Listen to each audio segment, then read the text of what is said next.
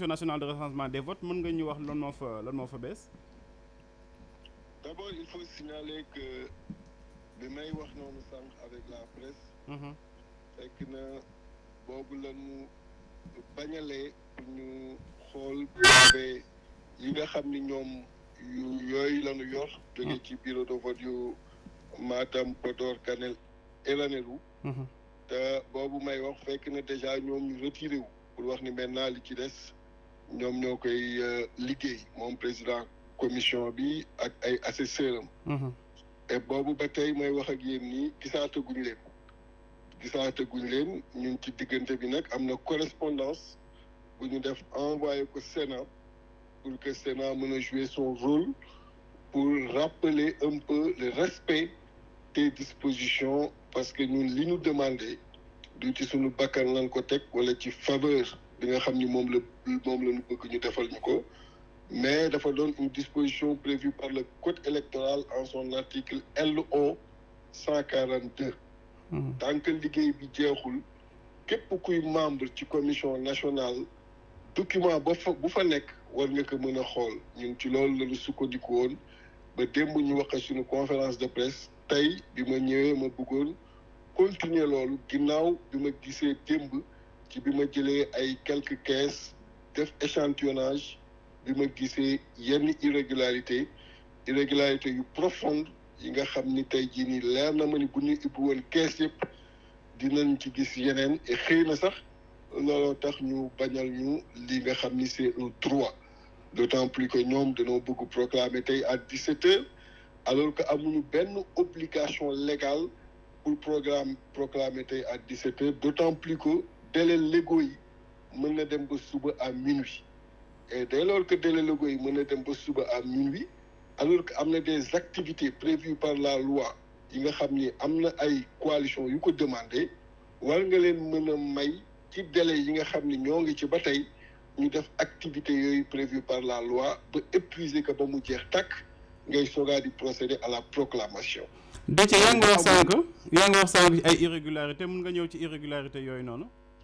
waaw xam nga dafa am ñaari catégorie yu ñu gis te benn bi sax d'ailleurs c'était tellement gros que biñ ko gisee dama yëkkati feuille bi wan ko mooy ay procès-verbaux yi nga xam ni amul benn signature maanaam amul signature président bureau de vote bi amul signature assesseur ba amul signature secrétaire président bureau de vote amul tamit signature benn représentant wu coalition day mel ne rek benn feuille ba nga xam ni kenn xamul fan la jóge def ci ay voix par coalition totaliser voix ya wax ni lii mooy nombre de suffrages valablement exprimés belle feuille bi noonu dugal ci enveloppe mu yegg si amul benn signature.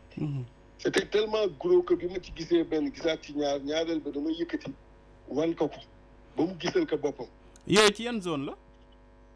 bii may wax nii ci zone yi may wax nii la ci Podor surtout. Podor. donc après bi boobu mooy benn type d'irrégularité bi mooy ay PV yi nga xam ni membre bureau bi seulement muy le président du bureau di son assesseur ak le secrétaire ñoom képp ñooy signé mais amul benn représentant de coalition bu signé te boo dee xool ci PV yooyu comme di ma njëkk wax ak bii nii ci ngay amee ay score fleuve ci ngay amee ay écart criard ci ngay gisee ñu ni Benno Bokk Yaakaar ay 250 ñu wàllu ay 3 Yewwi ay 4 ci yooyu nga koy gisee et ci très rare yi nga xam ni da nga ci am signature coalition yëpp wala signature coalition Yewwi ak wàllu ak signature Benno Bokk Yaakaar am na ci bureau de vote yi nga xam ni yooyu sax ñun ñoo leen gagné am na ci yenn yi nga xam ni yu ci ëpp bu signature yooyu yëpp amee écart bi du demee noonu mais yi nga xam ni amul benn signature kenn nii le bureau nii les représentants des coalitions wala amul signature représentant wu coalition yi représentant wu bureau yi la am ci yooyu moom fa ngay fekkee ay écart yu jéggi dayo moo tax ñu ni woon tey dañuy consacrer journée bi d'autant plus que suba desawaat nañu ñu consacrer journée bi ci vérification PV par PV yi nekk ci kees gi parce que PV yooyu moo am njëriñ ci ñun du PV yu ñu yor parce que PV yi nekk ci kees gi yooyu la ñu supposé ni moom la ñu totalisé pour mu nekk ci liy génn ci département yi te commission nationale bi di ci sukkandiku pour proclamer des résultats kon kuy vérifier kees yooyu ñoom ñuy sukkandiku foofu la vérification amee sens. moo tax ñu leen kees yi ñu la ñu soxla. te loolu loi bi moo ñu ko permettre. article LO 142. ngi ni ma tiim boo bëggee ma ubbil la ko rapidement bu ko defee lire nga xam ni ñun lépp lu ñuy wax duñ ko teg ci suñu bakkan. rapidement. te naan la les autres membres mooy ñeneen membres yi à part ñi président avec ses assesseurs les autres membres assistent à toutes les réunions de la commission nationale à l'exception de la délibération finale. Ils ont accès à tout document et ont la faculté de porter leur observation au procès-verbal. Ils ont accès à tout document. Donc xam nga loolu leer na nañ. Déthié ñu ngi lay jaajëfal bu baax a baax. Papa Makhtar. jërëjëf. ça va xaaral Déthié bu demagul. Déthié Fall yaa ngi may dégg. maa ngi lay dégg. maa ngi lay dégg Moustapha Diop.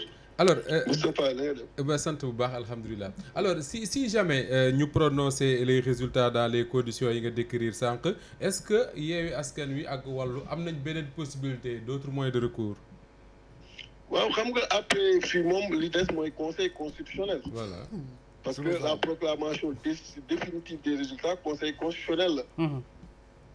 donc li des rek mooy en ce moment jéem def recours à ce niveau te xam ngeen recours foofu moom ak li xew ci liste yi. xam ngeen amul njariñ trop.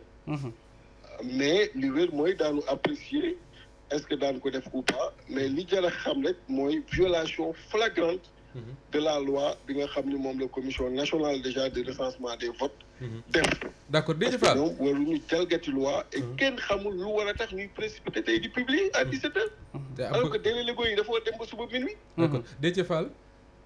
oui alors bon ce que nous avons ça vaut ce que ça vaut mais info yu bari yoo xam ne mi ngi circuler depuis ce matin dañuy wax par exemple que ni au meilleur des cas Benno Bokk Yaakaar pourrait avoir 82 députés alors ça veut dire quoi que ni l'opposition réunie reste majoritaire wala déet. mais l'opposition réunie reste majoritaire gis nga Moustapha. Macky Sall mënul def benn alchimie ba am majorité. xam nga foo demee ba amoon ay 140 députés. di nekk ci ay pexe prox ndollu pour mën a am 82 députés xam nga kooku daanu nga rek. nangu daanu bi nu mu gën rafetee moo gën. parce que daanu bi am na ba pare. moom dafa waroon wut ndam ci daanu li. xam nga ndamub daanu. mooy nga nangu daanu bi. ci njëkk ak teraanga au moins daa am ndam ci daanu li. parce que loolu c'est ce qu'on appelle tomber avec élégance. parce que tomber am na ba pare. boo demee tey bay xëccoo 82 députés nga xam ne du la sax jox majorité. ci ku jóge 140 députés mooy daanu nga ba pare. jërëjëf ensuite beneen mbir mi ma bëgg terminer foofu de mooy la majorité les Sénégalais l'ont déjà donné à l'intercoalition parce que en absolu loolu moo am solo. ñun on fait 1,5 million voix. te moom il fait moins 1,480,000 lay doon 489,000. donc loolu amul loo ko mën corriger daanu nga jiitu nañ la le plan a fonctionné. donc loolu da ngay def maintenant da ngay am ce qu'on appelle l'élégance. doo jëm xool noo koy corriger te même correction bi nga engagé sax joxu la majorité. plan Déthié Fall a fonctionné loolu une bonne conclusion la Déthié 2 minutes rek nañ la ñaanoon ëpp nañu 2 minutes ñu ngi lay jaajëfal bu baax a baax. Mame Birame ñu continuer ak yow dégg nga Déthié Fall li mu wax mais mun nga continuer aussi sa raisonnement. waaw mooy li ñu doon wax sànq rek bureau yooyu ñuy wax yu amul signature représentant yi soo ko toppee ba mu sës li ñu lay mujj wax mooy bureau fictif la. bañ koy taxawal opposition bi kenn yeewu ko ka ko fa tagal rek ke ko fa taxawal rek moo ko xam. loolu mooy bureau fictif pour mu leer. moo ko te xam nga sax benn instant bu la nee dañoo lem benn enveloppe rek jëlee ko fële envoyé leen ko munoo xam enveloppe bi ku la nee sax Farba Ngom bind ko envoyé leen ko c'est très possible parce que xam nga zone boobu. mais Farba Ngom mais si parce que xam nga zone boobu maa ngi koy expliquer bërki démb. Farba dafa am benn c'est comme moom mooy xam nga dañ naan nag président la géeru président